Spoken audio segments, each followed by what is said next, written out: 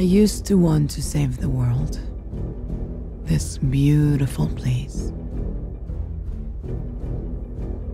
Wonder Woman is the perfect case study in how the hero's journey can be flipped onto its head, taking a feminine viewpoint that contradicts many of the lessons learned by male heroes in legends past, yet still retains the essential core of what this classic mythological structure is about. While most heroes' journeys revolve around an inner lesson that the hero must learn, Diana, from the start of her journey, is pure and good.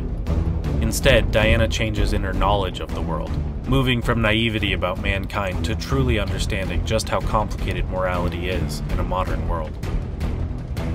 In fitting with this flipped hero's journey, Diana initially dwells in a world that is quite fantastic to us, a world run by and for women, leaves for an ordinary world that is fantastic to her, the world of men, and, rather than learning, she does the teaching, imparting her lessons to a society that sorely needs her presence. But the basic beats as outlined by Joseph Campbell are there, even if the structure has been reorganized.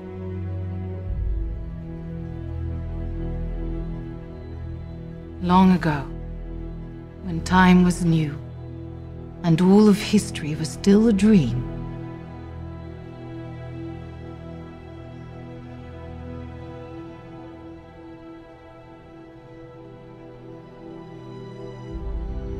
when we first meet Diana, the only child on an island of immortal women living in perfect harmony, there is something distinct about her. Something that sets her apart from all the Amazons she was raised among. At such a young age, she already possesses a warrior's heart, a desire for something greater, informed by the role models she is surrounded by. The greatest of these, her mentor, is not introduced at the start of the adventure, but is already there alongside Diana, giving support and counsel, even against the wishes of her mother, the Queen of the Amazons. I'm tired of these things I'm ready. I could begin showing her some things. There will be no training.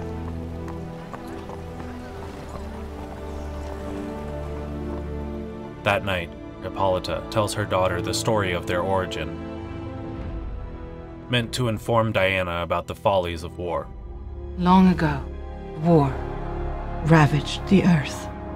So, the gods created us, the Amazons, to influence men's hearts with love and restore peace to the earth.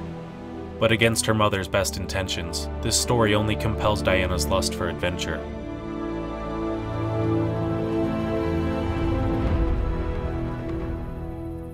But it did not last, so Zeus left us a weapon, one powerful enough to kill a god. The young Diana longs for excitement, adventure, a greater sense of purpose. And eventually, her mother consents. You will train her harder than any Amazon before her. 5 times harder. 10 times harder. Until she is better than even you. Years go by, and Diana's wish of being trained for battle has come to pass. During a demonstration of her skills, Diana gets a first hint that she does possess some special power. Never let your guard down! You expect a battle to be fair! A battle will never be fair!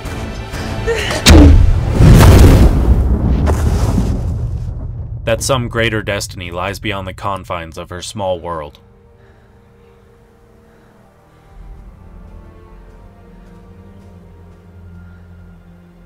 It is shortly thereafter that Diana receives her call to adventure.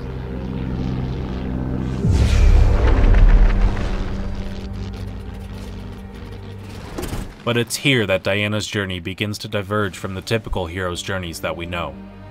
Rather than refusing the call, Diana springs into action, fully accepting this new challenge without hesitation.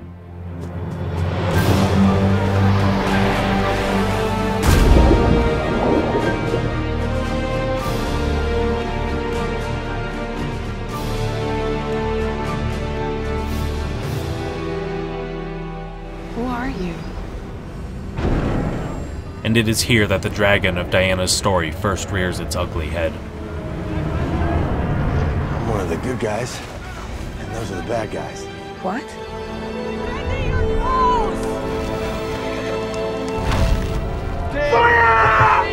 war comes to Themyscira.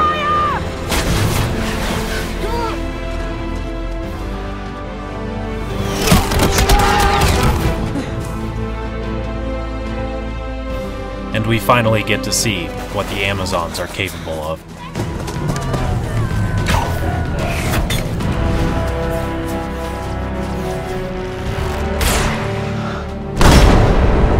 But we also see how modern technology has influenced the shape of war.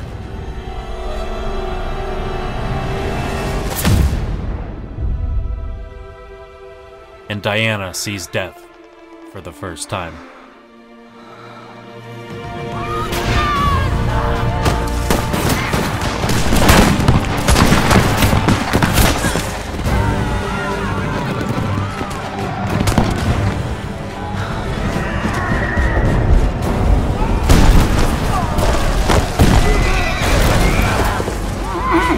The lesson is brought home with the loss of Diana's mentor.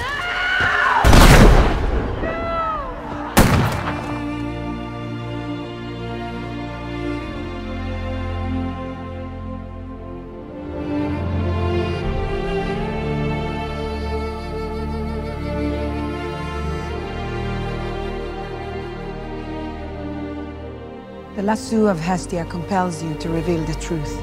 Steve Trevor, this visitor from another world, informs the Amazons of the nature of the dragon. This new war that has so ravaged the world. 4 years.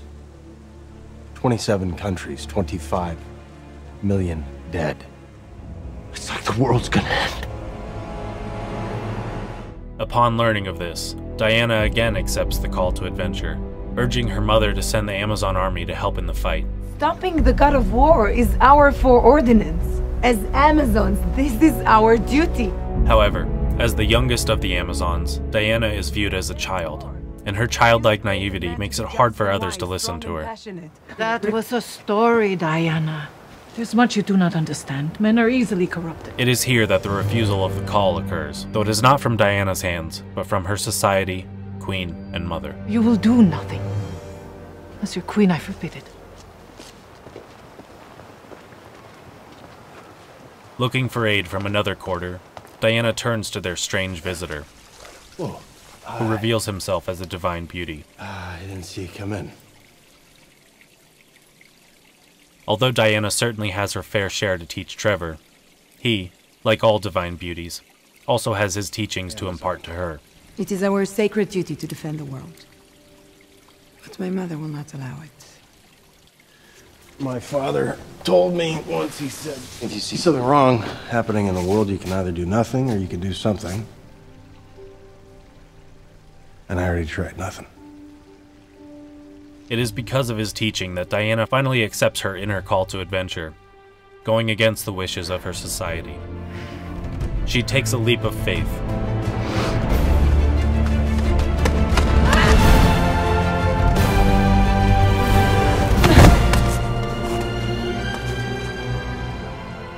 And picks up the sword, her magical talisman. In our world, a symbol of masculine power. Accepting what she feels is her destiny. And with Trevor, approaches the threshold. Before crossing, Diana is met by her mother, who cautions her about the fantastic world she is about to enter. Be careful in the world of men, Diana. They do not deserve you.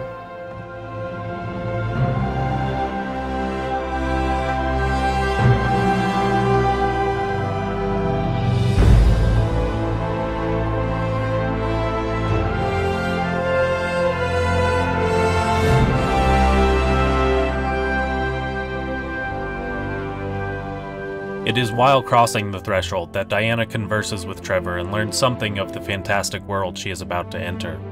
A world of men rather than women. Marriage? You go before a judge and you swear to love, honor, and cherish each other until death do you part. And do they? Love each other till death? Not very often, no. Have you never met a man before? I mean, what about your father? My mother sculpted me from clay and I was brought to life by Zeus. Well, that's neat. and reveals who she thinks she needs to be to survive in such a place. The God of War is our responsibility. Only an Amazon can defeat him. With this. And once I do, the war will end. This war it's a great big mess. And there's not a whole lot you and I can do about that. I mean, we can get back to London and try to get to the men who can. I'm the man who can.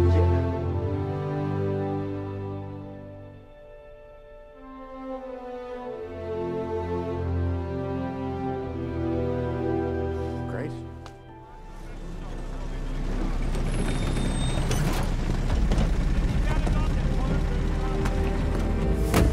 Before Diana enters this world, however, we, the audience, are given a brief glimpse into what it is like for a woman to operate in this fantastic world.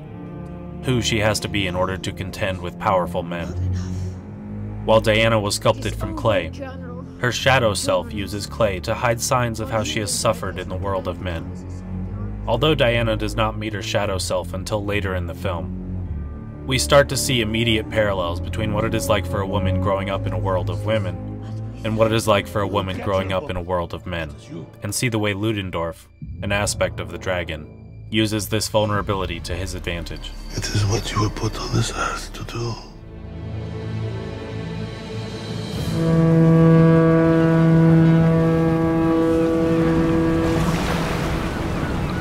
Welcome to jolly old London. It's hideous. Yeah, it's not for everybody.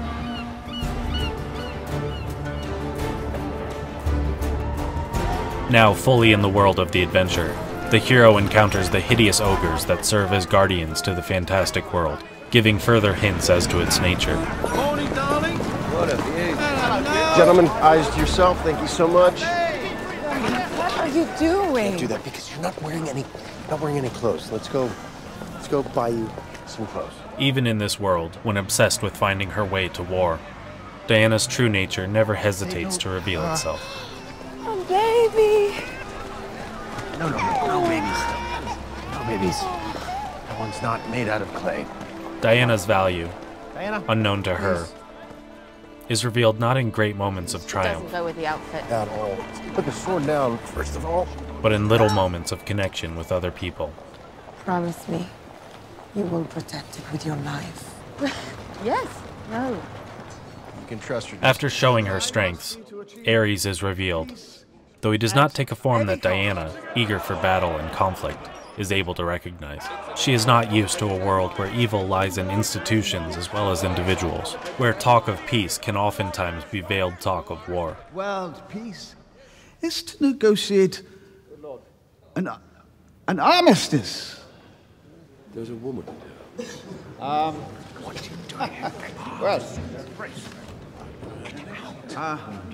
Sorry. yes. At this point, knowing what is to be revealed later, that Sir Patrick is in fact Ares, it is even more revealing the way he functions within this scene. Our only aim at this time must be to achieve peace at any cost. Why will they not let him speak? He's talking peace. In Diana's simplistic understanding of evil, such actions could not be taken by the god of war, Trevor, what the hell were you thinking, bringing a woman into the council chamber? one who seeks conflict as the driving force of his being. Trevor!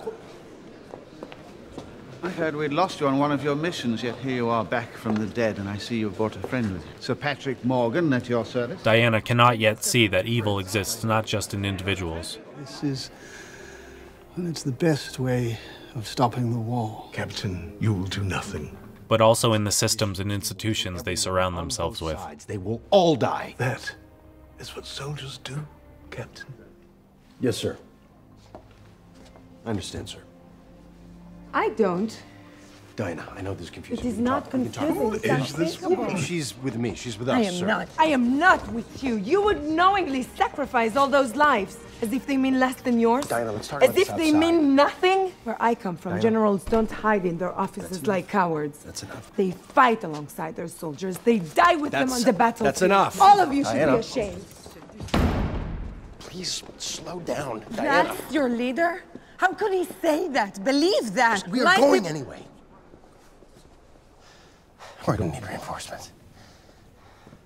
As Diana begins to understand the forces at play in the world of men, allies emerge from this polluted, gray society, embodying the lessons she needs to learn. Charlie is an expert marksman. Means he shoots people. From very far away. They never know what hit them. You fight without honor. Who gets paid for honor? Sir Patrick. It is also here that Diana receives supernatural aid, No.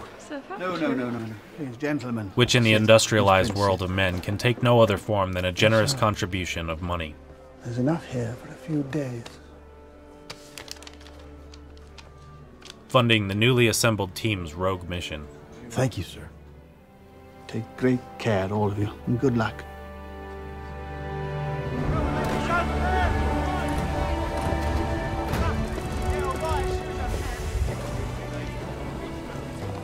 As they pass by soldiers returning from the front, Diana begins to see not the immediacy of modern conflict, but the aftermath of it. The devastation wrought by the dragon made clear. It's awful. That's why we're here. Diana also learns more about the men they have allied with. Good to see you. Yes. And the effects war has had on their lives. The last war took everything from my people. We have nothing left. Who took that from your people? His people. She begins to see the torment of the people around her, how they have suffered because of war. Don't go. Don't go. Don't go. Don't! Boys, no! Don't go in there! You're safe. Are you okay? Get off me, woman! Stop making a fuss! God! Because of the instinct to reach for a weapon rather than to accept a helping hand.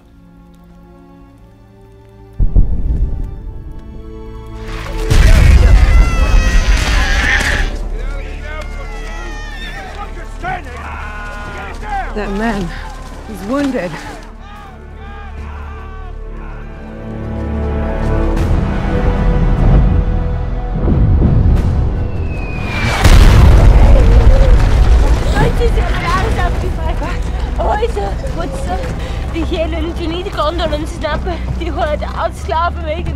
We need to help these people. We have to stay on mission. These people are dying. This is not what we came here to do. It is after seeing the consequences of war, the vast and diverse ways that it causes suffering in its victims, that Diana chooses to stand and fight. No, but it's what I'm going to do. The dragon is far greater and more insidious than she had ever imagined, and so Diana must rise to the challenge before her. It is here that Diana achieves the vision for herself she once had as a child. Diana! Of being a great warrior.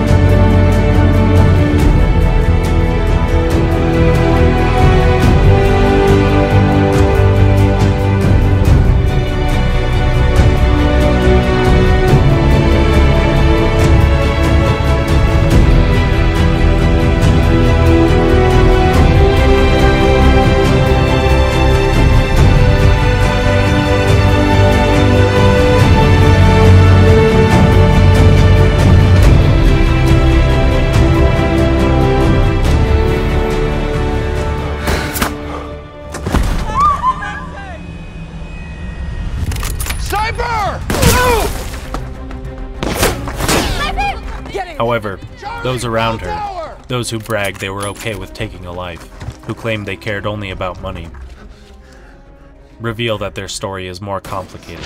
Come on, Charlie, shoot him! Their battles more personal. Diana! Shield! Go!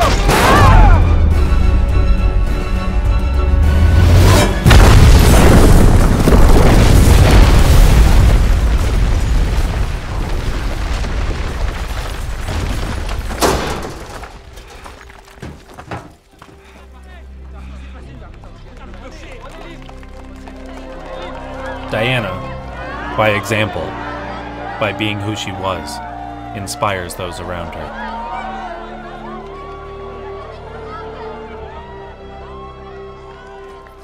For all his talk of shooting, he cannot shoot.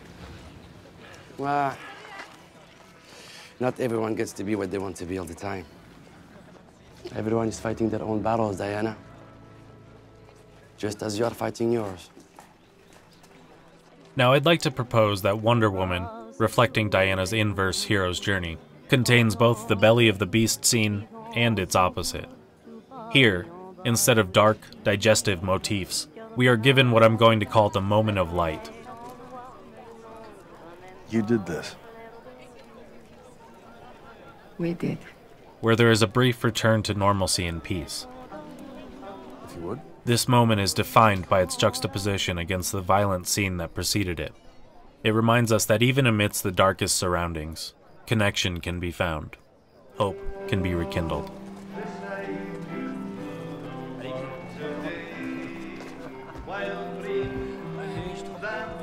I haven't heard him sing in years.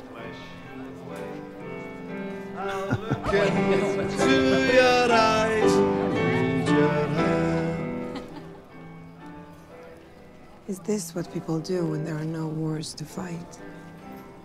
Yeah. What is it like? I have no idea. Diana begins to see that Trevor is not yet ready to put down the sword. And in recognizing it in him, she starts to see it in herself as well.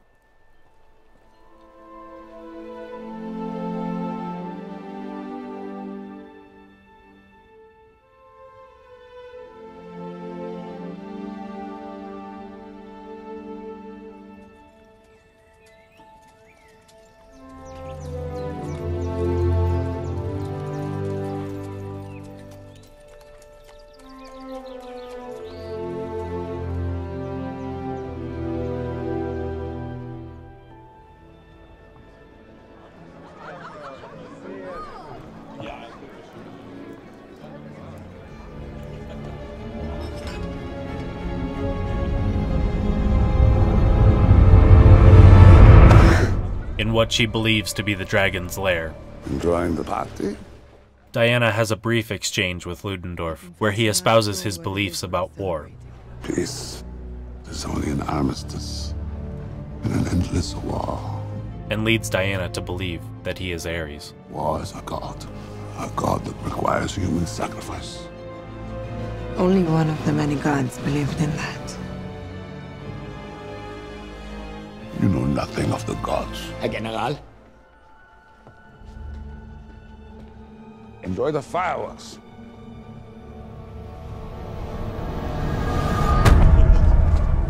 What are you doing? What if you're wrong? What if there is no Ares? I can't let you do this. What I do is not up to you.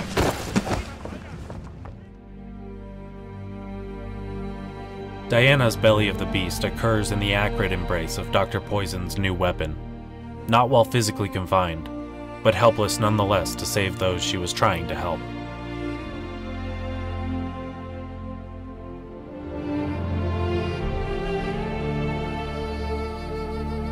It is another wake-up call to the full realities of war, and the true loyalties of Steve Trevor. I could have saved them if it weren't for you. I understand everything now. It isn't just the Germans that Ares has corrupted, it's you too. All of you. I will find Ares, and I will kill him. A magical flight ensues, as Diana chases the one she believes to be the dragon.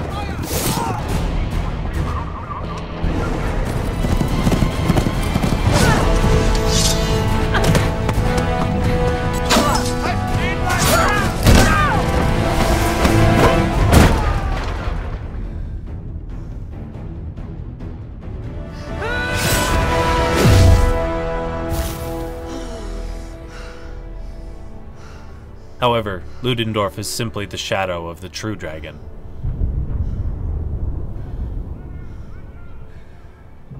When Diana succeeds in her self-assigned mission, but nothing changes. I killed him, but nothing stopped. She is forced to reassess her understanding of evil. You don't think I wish I could tell you that it was one bad guy to blame? It's not! And what it will take to defeat it. We're all to blame. I'm not. But maybe I am! Steve reveals his true nature. I have to go.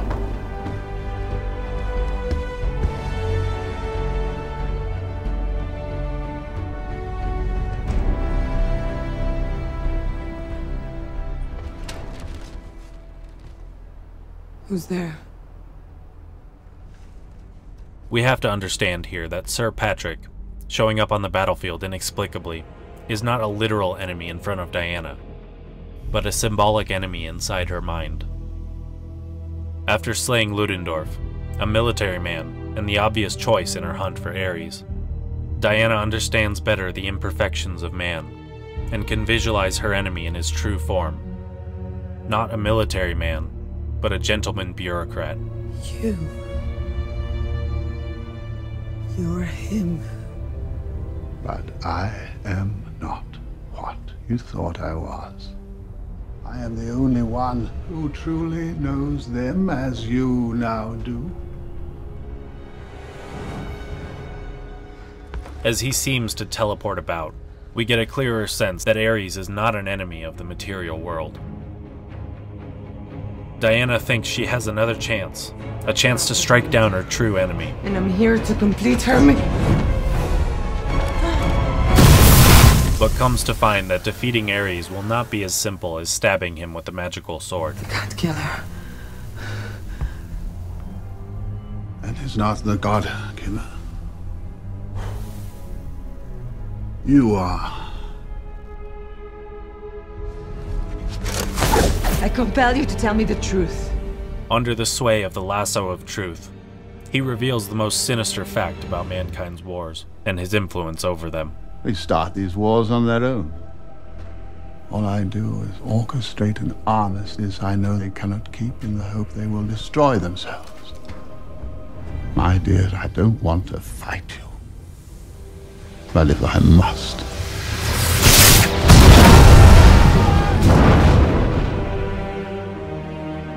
Although the battle that ensues with the dragon is laughable at times, if thought of as a symbolic battle occurring within the hearts of all men, we begin to see that it parallels the actions of Steve Trevor as he fights to end war the only way he knows how.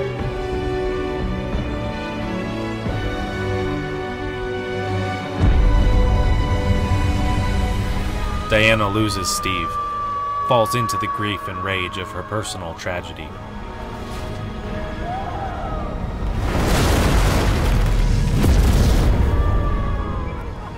In the depths of her pain, she embraces the sword.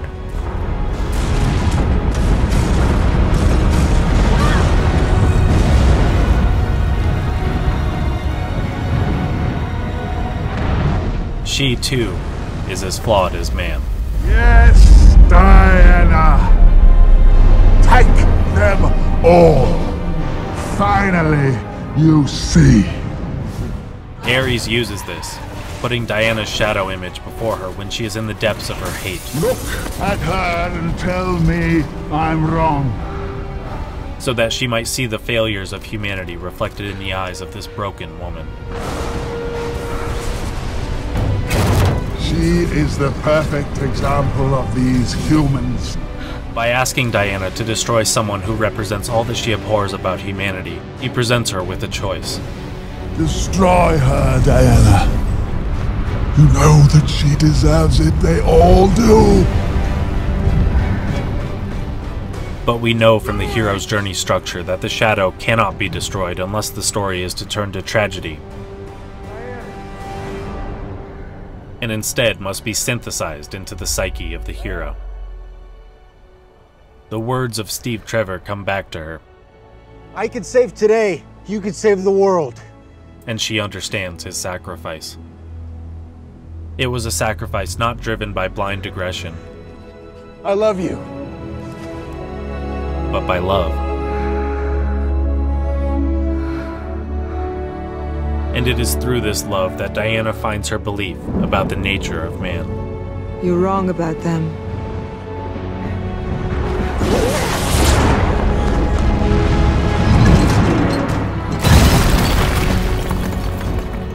They're everything you say, but so much more. She embraces love, stops lashing out at her attacker, and uses her powers only to defend against his attacks, taking in his pain, until it becomes a part of her.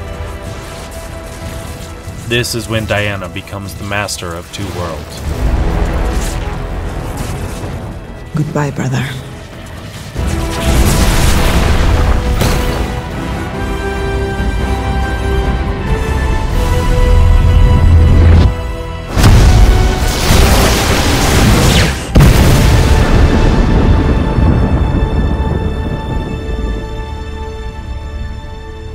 Wonder Woman may appear on the surface to be the masculine warrior's journey transposed onto a female heroine, but it is, in fact, the journey of a young warrior learning to put down her sword and extend a hand in compassion.